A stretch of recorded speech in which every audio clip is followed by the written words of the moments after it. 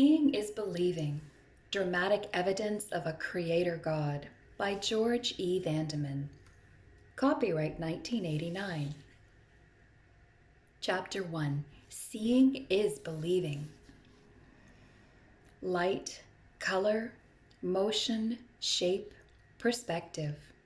There is much more to vision than meets the eye.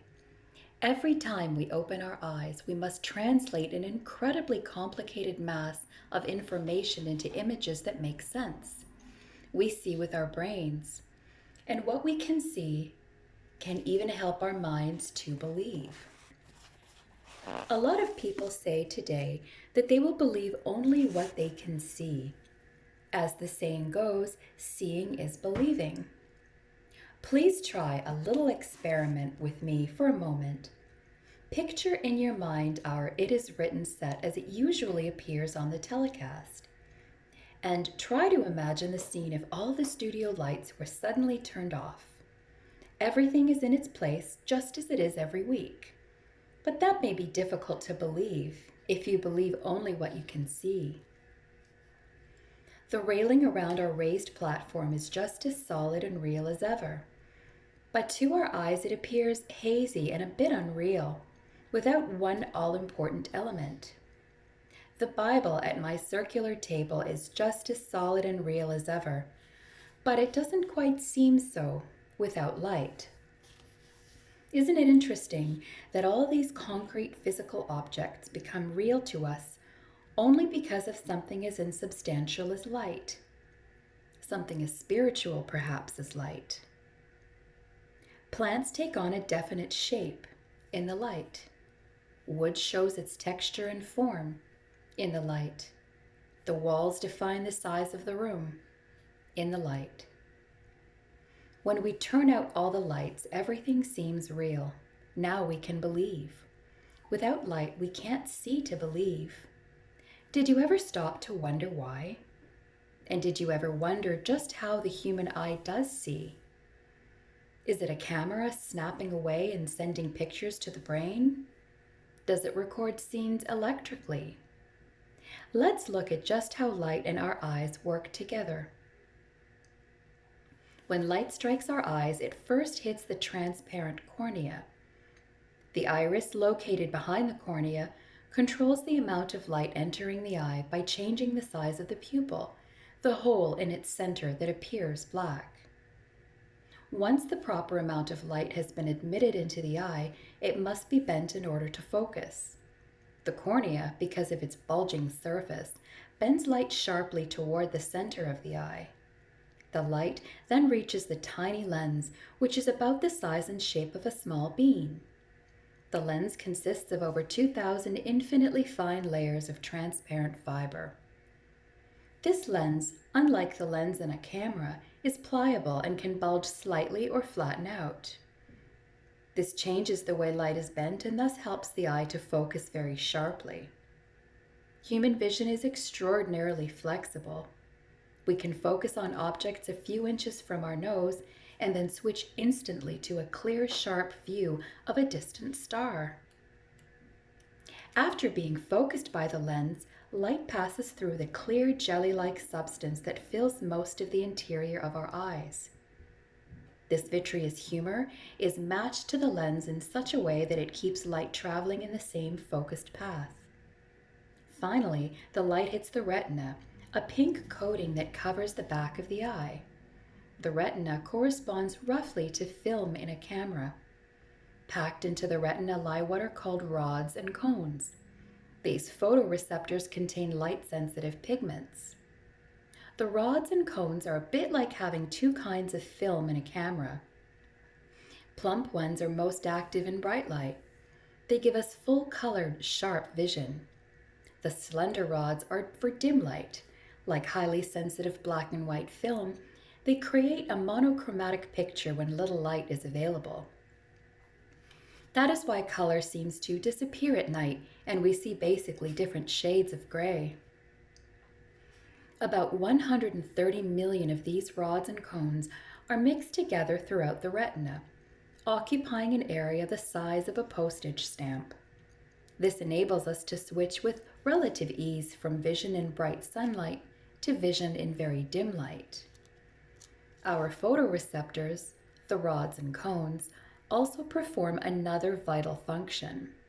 They transform the light they receive into signals, partly electrical and partly chemical. These coded signals are what will reach the brain. To carry those signals, retinal nerve fibers are required. These fibers create a complex interconnected network that fans out over the retina. This data collection system brings all signals together at one point. The nerve fibers are bunched together like a cable and pass out the back of the eye as the optic nerve. Now things are just beginning to get complicated. The optic nerves from each eye crisscross in the brain. They somehow exchange information so that the images from two eyes can be coordinated into one stereoscopic field of vision. Then a new set of specialized nerve fibers picks up the signals and carries them to the visual cortex in the back of the brain. In this small mass of gray matter, the actual phenomenon of seeing takes place. The billions of cells in our visual cortex are arranged in a number of layers. All these cells have highly specialized functions. Some send projections to other areas of the brain where memory and association occur. Most add, combine, exchange, and organize visual data in some mysterious way yet to be fathomed. The result is perception, a picture in the mind. Clearly, seeing is no simple matter. The organs that produce sight are a marvel. Scientists tell us that the delicate engineering of the eye's cornea and lens makes the most advanced camera seem like a child's toy by comparison. The tiny rods and cones in the retina transform light into electricity and chemistry through processes the most sophisticated laboratory cannot reproduce. And finally, brain cells in our visual cortex synthesize countless bits of data into the miracle of perception, something no high-tech computer can come close to doing. Engineering, chemistry, information processing, all are involved every time we open our eyes. All suggest that our eyes are marvelously designed. In fact, the more we learn about vision, the harder it is to ascribe all this ingenuity to chance. The eye all but demands a creator. We have to ask, could the human eye have simply evolved from something simple to its present complexity? Let me tell you what Charles Darwin said about that. Darwin, you will recall, is the man who first proposed the theory of evolution. But at one point, he stated that he thought of how the eye could possibly be produced by natural selection, made him ill. And there's a very good reason why the human eye is so distressing to the evolutionist and why it presents such a stumbling block to developing a consistent model of natural selection. The theory of evolution states that organisms change through natural selection. That means, for example, that strong, healthy animals are naturally selected to survive over weaker ones because they are better adapted to their environment. And slowly, animals become better and better adapted. Beneficial changes are preserved, harmful changes are weeded out. All this, however, must happen over millions of years as a result of millions of tiny genetic changes. These mutations, it is believed, gradually accumulate and result in more complex living things. Now here's the problem. The human eye is absolutely useless unless complete. It simply cannot gradually evolve. There is no way that part of the eye could be beneficial to an animal. Natural selection would eliminate, not preserve, any partially developed eye organs. The lens, which focuses light, would be useless without the retina, which senses light. All the light received would serve no purpose without the nerve fibers that carry signals to the brain. And these signals would be useless without the visual cortex, which interprets them. Vision involves a complex interaction of nerves, muscles, fluids, glands, and brain cells. All must be perfectly integrated and balanced in order for us to see. Everything must be functioning or nothing functions. So you see, it is very, very difficult to imagine how something like the eye could develop gradually. Thinking about it made even Darwin ill. But it need not make us ill. The eye isn't just a baffling mystery, it is a wonderful work of art, if we understand it as the work of an almighty creator. Seeing is believing. If we will only open our eyes to the wonder of vision, seeing can help us see the Creator God. You know, it's interesting that this Creator is often spoken of in Scripture as light. Light is a common symbol for the one who illuminates mysteries. Listen to this exclamation in Psalm 27, verse 1, New International Version. The Lord is my light and my salvation. Whom shall I fear? When the psalmist feels a special need of God's presence, this is how he prays. Let the light of your face shine upon us, O Lord. Psalm 4, verse 6, New International Version. And when God answers, the psalmist expresses his joy. For with you is the fountain of life. In your light we see light. Psalm 36, verse 9, New International Version. When Jesus the Messiah arrived in Israel, he declared, I am the light of the world. His disciples came to agree. Matthew wrote that on the Mount of Transfiguration, he actually saw Jesus' face shine as the sun, and his garments became white as the light. The Apostle John called Jesus the true light that gives light to every man. John 1, verse 9, New International Version. We have seen how vision and the eye point to a designer or creator. The Bible also tells us that light itself can point to him. God is light. He illuminates, he warms, he makes things real. The symbol is pretty clear, but you know, scientific discoveries about light have shown more about why it is an especially fitting symbol. At first, light seems pretty simple. Look at any light source and you see just a flood of white. But if you pass a ray of light through a prism, you see something quite different. The glass of the prism refracts or bends light and spreads the ray into its different wavelengths, causing the whole spectrum of color to appear. It was through experiments like this that scientists long ago discovered that light actually contains all colors. The light we call white combines every color in the rainbow. In fact, color itself exists only through light. Normally, we think of an object's color as something it possesses, something painted on it. The redness of an apple seems a part of it, period. The color orange seems inescapably a property of an orange. But in fact, the light falling on such objects is what gives them their color. When the colors in white light reach an apple, it reflects back to our eyes only one part of the spectrum, red light. The surface of an orange reflects back to us a different part of the spectrum, orange light. Light creates these colors. If you look at a jar full of jelly beans in very dim light, they don't appear to have much color. But throw a strip of bright light on the beans and their brilliant colors suddenly appear. Each kind of bean reflects back to us a particular part of the color spectrum of white light. Yes, light creates color. Light fills our world with color. You know, I believe that says something about our Creator God. We've just looked at a few of the many places in Scripture where God is pictured as light, the true light that enlightens the world. Isn't it interesting to think that in God's light are all the colors of the rainbow? Some people, unfortunately, have a rather narrow view of God and of His light. They see only white. They've grown up perhaps in a very strict religious environment. When they look at God, they think of only restrictions. Faith becomes a kind of pale purity. All the gusto must be removed.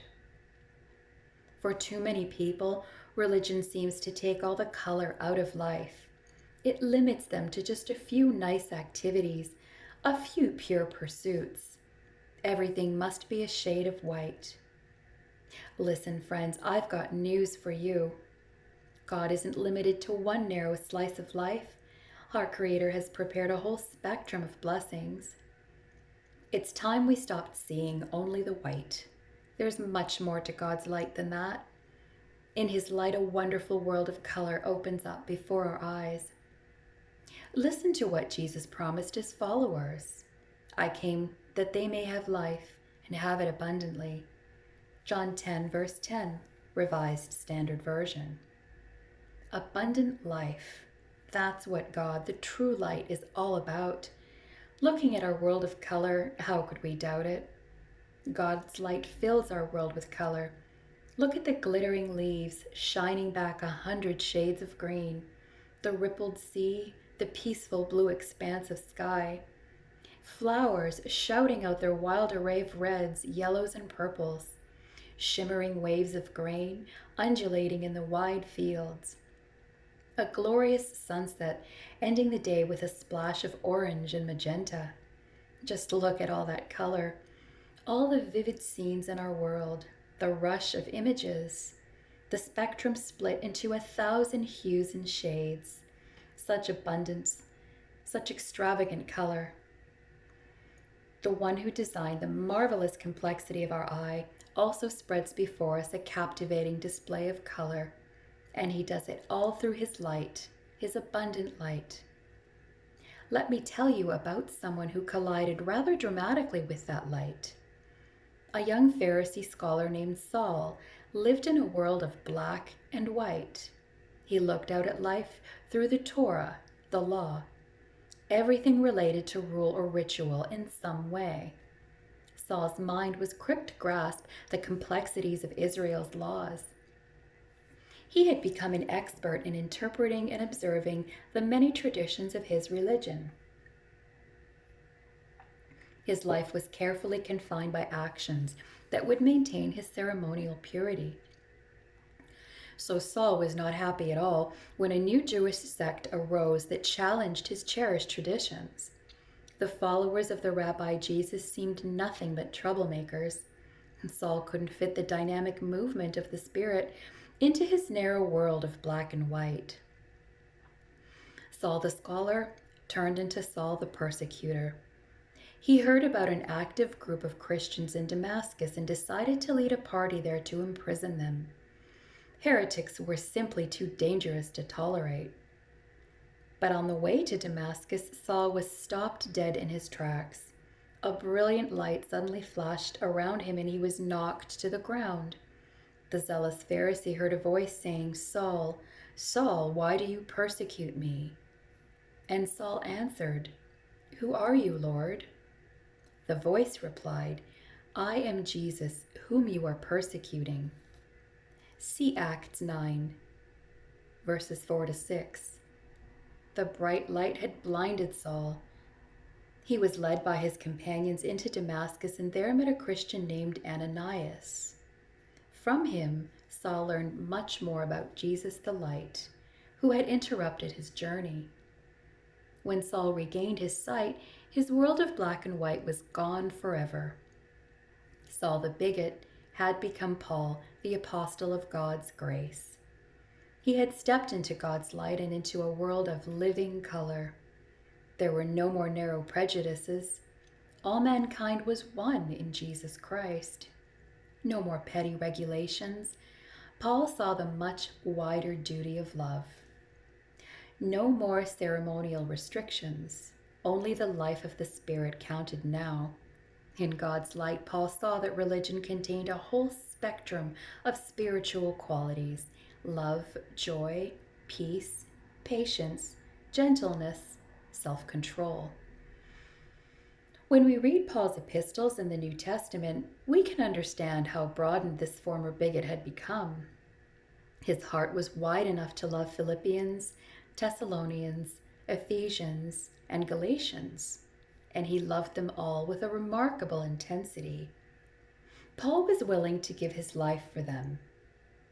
Listen to this wonderful word of his to the Corinthian believers. To people having very serious moral problems, he wrote, I do not speak to condemn you, for I have said before that you are in our hearts to die together and to live together. 2 Corinthians 7, verse 3. What a contrast to Saul, the haughty Pharisee. What a difference God's wonderful light had made in his life. It can make the same difference in our lives today. We don't have to live in a narrow little world of black and white. Religion doesn't have to be reduced to mere restriction. God's light can fill our lives with living color. He has promised to give us abundance. And listen, we can trust him to do that. Seeing is believing. We can trust the one who designed the intricacies of the human eye. No problem is too complex for him to handle. We can trust the one who has spread such a wealth of color throughout our world. No life is too drab for him to revitalize. No corner is too dark for him to enlighten. Yes, we can trust this marvelous Creator with our whole lives. We can respond wholeheartedly to the prophet Isaiah's invitation. Come, let us walk in the light of the Lord. Isaiah 2, verse 5.